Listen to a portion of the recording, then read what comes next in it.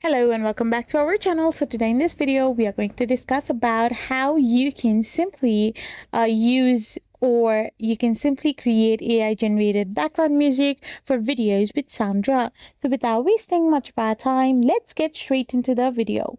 So first of all, you need to sign up for Soundraw. Once you have signed up for Soundraw, you need to now generate music. Click on create music and choose the mode, genre and length.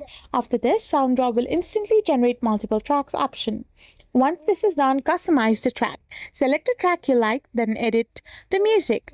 You can simply customize the structure, length, instrument layers, and mood intensity. Once everything is done, you can simply preview with your video. Import the track into your video editor and preview it.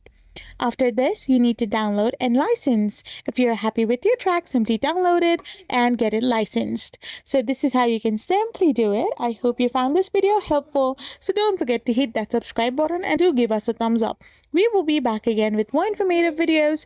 Thank you for watching.